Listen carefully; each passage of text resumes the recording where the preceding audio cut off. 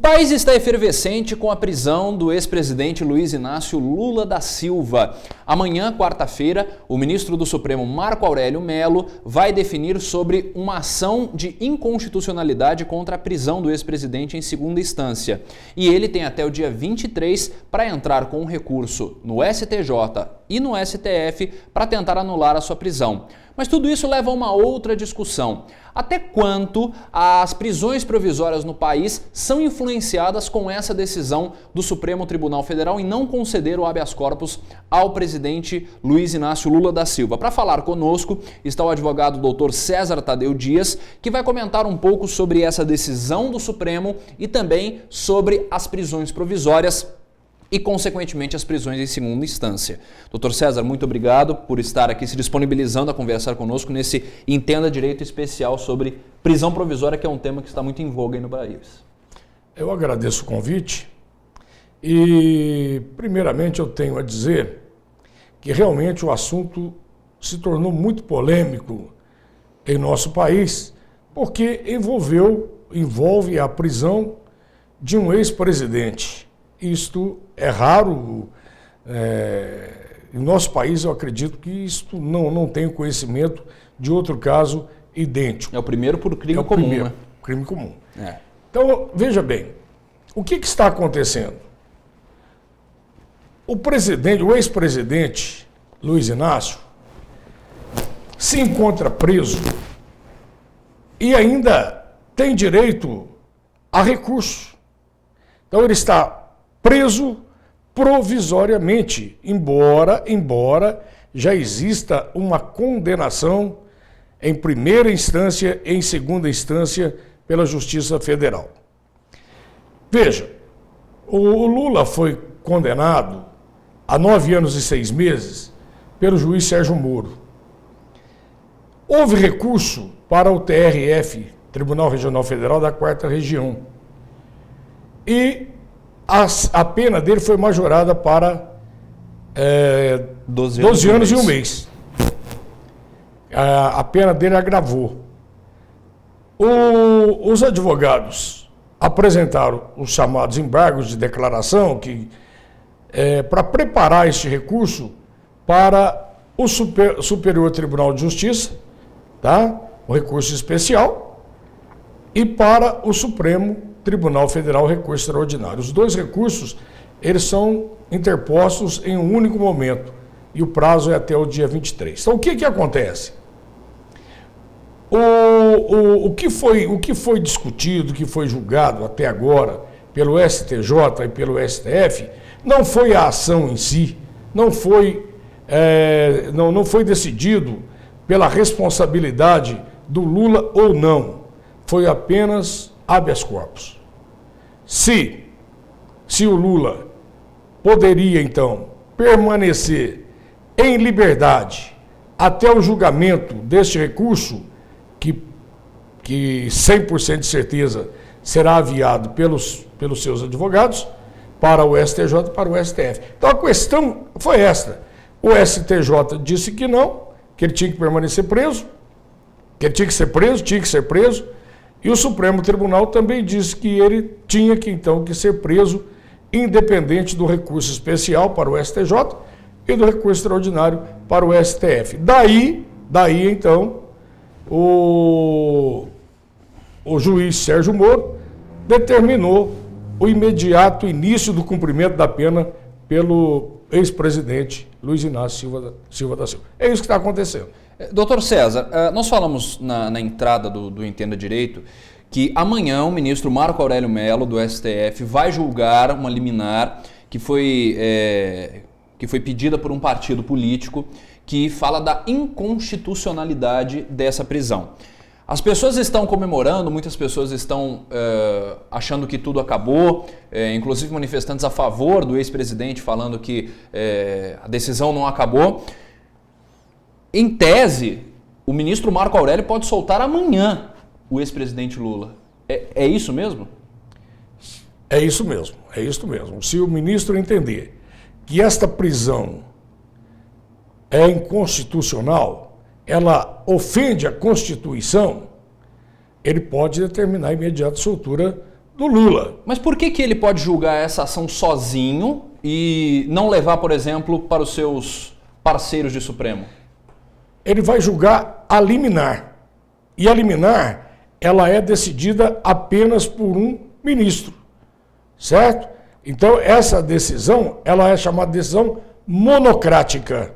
Só um decide. Depois, ele remete para o plenário decidir se ele agiu certo ou não, se ele agiu corretamente ou não. Agora, veja bem, tem tudo sim, porque a prisão, se você analisar à luz da Constituição Federal, ela é realmente inconstitucional. A Constituição Federal, ela é inconstitucional. Por quê? Porque a Constituição, ela consagrou o princípio da inocência. Ninguém poderá ser considerado culpado até o trânsito em julgado da decisão penal condenatória. Explica para o pessoal de casa o que é o trânsito em julgado. É o processo inteiro. Quando não comporta mais recurso. Quando termina. Por exemplo, vamos imaginar que o TRF da 4ª Região, imaginar não, aconteceu, né? Mas o TRF condenou. Vamos imaginar que os advogados, então, não recorressem da decisão. Transitou em julgado. Aí não tem como o STJ e o STF analisar a questão. Por quê? Porque transitou em julgado, não comporta mais recurso. Enquanto existe recurso, pelo menos a Constituição garante o direito do cidadão de permanecer em liberdade. É isso. Certo. Mas a gente falando ainda sobre essa questão da prisão em segunda instância, no próximo bloco, para a gente encerrar esse primeiro bloco desse Entenda Direito Especial, quais são os passos finais? O que vai garantir que o ex-presidente Lula vai ser condenado da justiça ou não? Qual que é a última instância e qual que é o prazo para isso ser definido ou não tem um prazo específico? O prazo específico é do próprio tribunal, tá? Depende do... Veja você que o ex-presidente Lula foi condenado rapidinho, certo? Existe processo que demora, é mais longo do que o processo do Lula. É isso que o pessoal também não conforma, porque o dele foi muito rápido, né? Julgado em primeira instância pelo Sérgio Moro, o juiz Sérgio Moro, e depois julgado também pelo TRF de maneira muito rápida. Então o pessoal está indignado com isso. Tem processo que arrasta 6, 8 anos, né? E o dele realmente aconteceu rápido. Agora veja, o presidente Lula, o ex-presidente Lula, ele pode permanecer preso enquanto este processo tramitar pelo STJ e pelo STF. Pode acontecer que agora o STJ, isso é que precisa ter muita atenção, o STJ vai analisar agora se o juiz Sérgio Moro agiu corretamente ao condená-lo. Se vai analisar se as provas foram analisadas corretamente. Vão julgar a lisura do juiz Sérgio Moro, né? Não é a lisura, né? É o processo em si. Uhum. A lisura eu acho que existe, porque o juiz ele tem um entendimento, ele julga de acordo com o entendimento dele, o livre convencimento. Então ele analisou as provas, entendeu que o Lula devia ser condenado, condenou. Agora, o STJ pode reanalisar isso e falar não, a conduta dele aqui, ao analisar as provas, porque nós falamos em análise de provas, a conduta dele aqui na análise das provas não foi correta. Por quê? Porque o presidente Lula não podia ser condenado e pode absolvê-lo. Ele pode ser absolvido pelo STJ. Resultado, aí ele ficou preso. Vamos imaginar que o STJ, que o Lula não seja solto amanhã pelo STF e continue preso até julgamento pelo STJ, porque pelo menos foi esta a situação de momento. Daqui um ano, entende que a prova que a prova era insuficiente para a condenação, ou que não houve o crime, né? Porque tem duas formas, né? Não há provas, ou então não há o crime, ou a pessoa não cometeu aquele crime. O que acontece? Absolvido, mas ele ficou um ano preso. Acontece... vamos imaginar que o STJ também entenda assim, mantém ele preso, vai para o STF. O STF demora mais 2 anos para julgar, porque não tem esse prazo específico. Vamos imaginar que daqui 3 anos, então, o STF já passou, olha, primeira instância, segunda instância, um tribunal superior, que é o STJ, e foi lá para o Supremo, né? Que é o órgão máximo do nosso Poder Judiciário. Aí chega e fala assim, não, o Lula tem que ser absolvido. Ele ficou 3 anos preso, tá? 3 anos preso. Então, é esta a questão. Nós temos no Brasil, infelizmente, muitos presos provisórios, ainda sem condenação, que nós podemos tratar também. Doutor César, então vamos falar sobre prisão provisória. Vamos primeiramente falar sobre a questão das prisões de políticos, puxando também sobre a prisão do ex-presidente Lula. Muitos políticos estão presos hoje, a gente vê o caso do Rio de Janeiro, que vive uma crise sem precedentes, em que muitos políticos estão presos. E não é só na política, nós temos inúmeras pessoas que estão presas após primeira instância, como por exemplo, bandidos, pessoas, traficantes que estão presos só à primeira instância.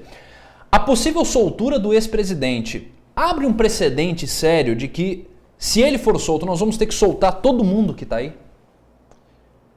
Bem, em princípio sim, né? Olha bem, porque se a questão é analisada caso a caso, né?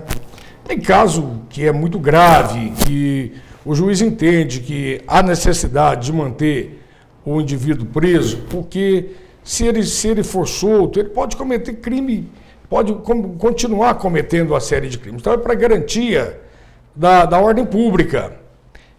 Então a questão tem que ser analisada caso a caso. Quando o criminoso oferece de alta periculosidade, então essa custódia muitas vezes é necessária, tá? Mas tem muitos casos ainda no país que não há esta necessidade, há um rigor excessivo da justiça. Nós temos muitos casos que a pessoa é presa, ela é presa em flagrante e que o juiz pode relaxar essa prisão de alguma forma. Não, mas o juiz decreta a prisão preventiva. Decreta a prisão preventiva e depois você tem que, de alguma forma, tentar um habeas corpus perante a instância imediatamente superior, que é o 2º grau de jurisdição, para tentar soltar o seu cliente, para tentar a soltura do seu cliente, né?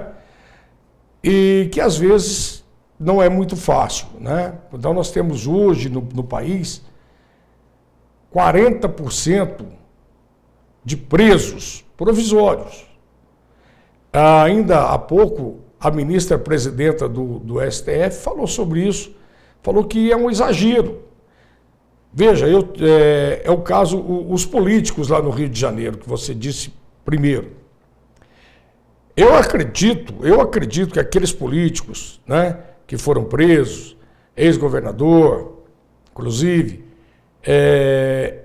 caso fosse concedido o habeas corpus para o Lula, eles também seriam soltos. Por quê? Porque o crime é o mesmo, equipara, né? Equiparado. O crime do Lula com o crime atribuído, imputado ao Lula como aos outros, é o mesmo. E eles estão na mesma situação, eles estão recorrendo. Eles foram condenados em segunda instância, muitos pelo próprio Sérgio Moro, o juiz Sérgio Moro, e eles estão recorrendo para o STJ e o STF. Mesma situação do ex-presidente Lula. Mas, por exemplo, então, a situação... que eles teriam que ser soltos também. A situação, por exemplo, do ex-governador Sérgio Cabral, que está condenado a mais de 300 anos de prisão, ele também pode ser solto? Sim. Por quê? Porque, olha bem, não é o tempo da condenação, né, que você vai levar em consideração. É o direito de recorrer em liberdade. Porque ele não foi julgado pela última instância. Exatamente, né? Exatamente. Não é o tempo da prisão, né? Uhum. Porque se ele tem direito a recurso, o que houve, o atropelo que houve no Brasil foi de um ex-senador que ele estava recorrendo, porque olha o detalhe, enquanto há o recurso, há também a prescrição. E o crime, ele vai ele vai prescrevendo e vai acabando, então, aquele crime que ele cometeu. Ele vai ser extinta a pena daquele crime.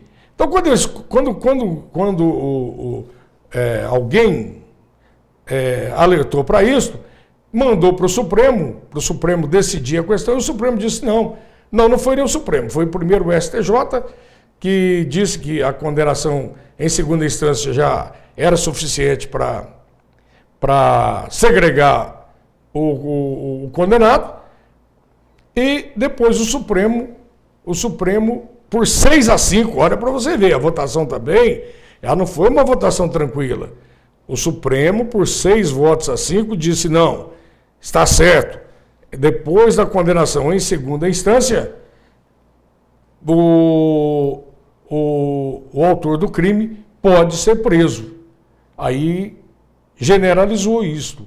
Mas a Constituição não fala assim. Agora, não quero dizer também, só para ficar claro, que todo mundo tem que ser solto. Não é isso, né? Depende muito do crime. Por exemplo, um crime, quando há violência à pessoa, um roubo, a mão armada, né? Um latrocínio, que é esse, o caso do roubo. Sequestro. O roubo com morte, Sim. Sequestro. Então, são casos que a Justiça, ela tem que analisar caso a caso e manter, então, com mão firme para evitar que a sociedade sofra as consequências disso, né? Certo. Então, depende do caso a caso. Caso do presidente Lula, então a briga é essa, olha, só lá só depois, só depois do trânsito julgado da decisão penal condenatória, tá? Certo. Mas é um caso diferente, vamos assim dizer.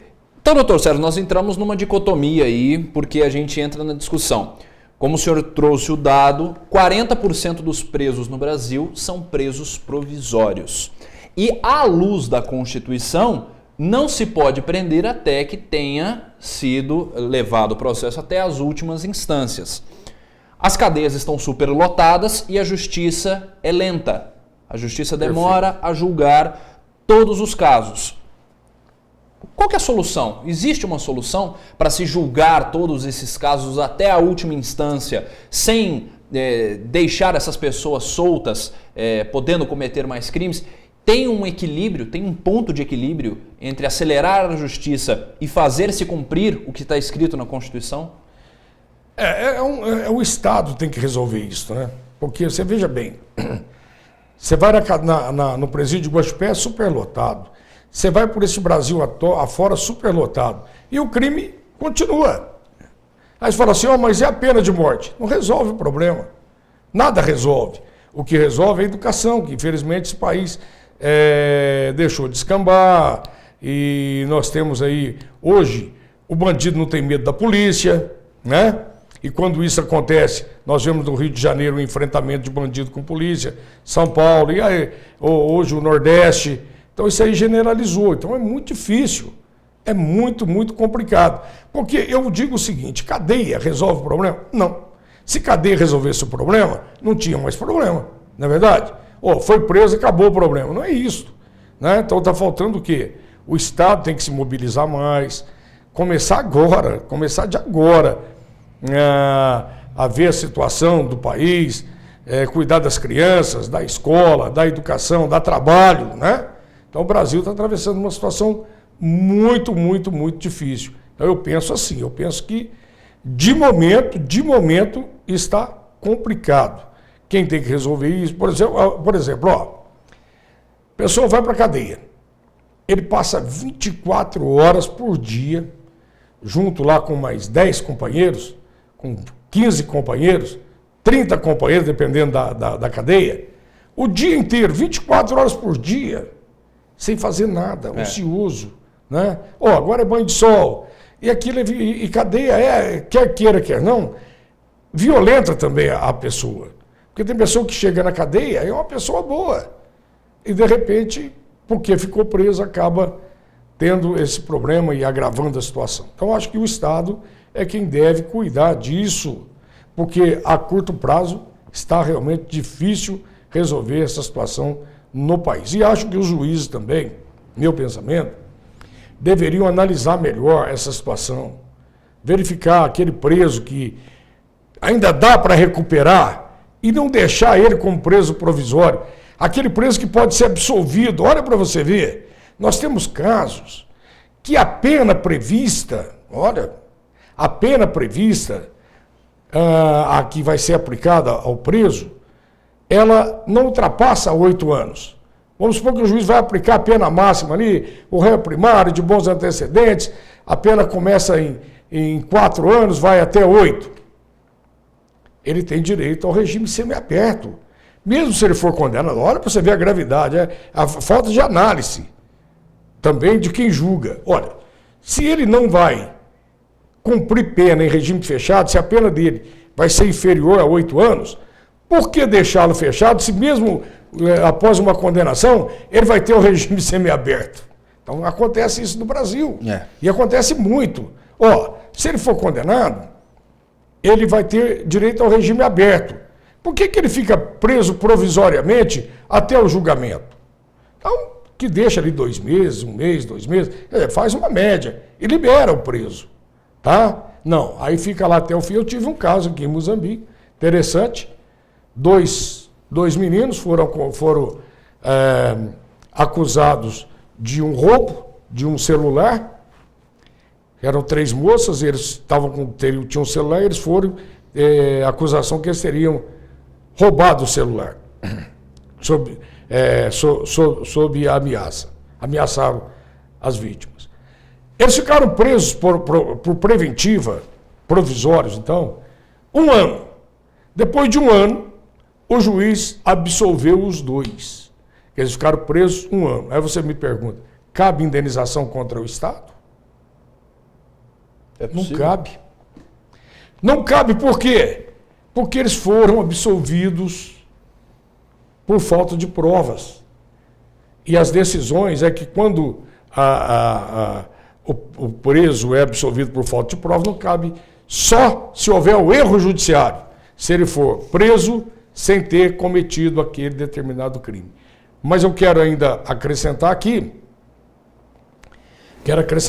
que o nosso Código de Processo Penal, ele permite a prisão para garantia da ordem pública. Né? Ora, se a pessoa for solta, ela vai cometer mais crime. Bandido da luz vermelha, aquele caso, maníaco do parque, né? Então tem que ficar preso, certo? Tem que ficar preso, não importa. Aí a prisão provisória, ela beneficia a população. Ela beneficia a população, tá? Então tem isso na nossa Constituição, no nosso, melhor dizendo, no nosso Código de Processo Penal. Só que os juízes precisam analisar isto melhor, né? Analisar caso a caso e resolver a situação e não deixar que aconteça isso que está acontecendo no nosso Brasil. A pessoa vai para a cadeia e ao invés de sair ressocializado, sai pior, aí que ele sai bandido. O problema é esse. Dr. César Tadeu Dias, advogado, que esteve conosco aqui neste Entendo Direito Especial, falando sobre prisão preventiva, prisão em segunda instância, tirando muitas dúvidas e também dando a sua opinião sobre o que fazer para resolver os problemas das prisões e também do nosso Código Penal e da Justiça, que infelizmente ainda é muito demorada. Dr. César, muito obrigado mais uma vez pela sua presença aqui conosco na TV Sul e esperamos contar com o senhor mais vezes.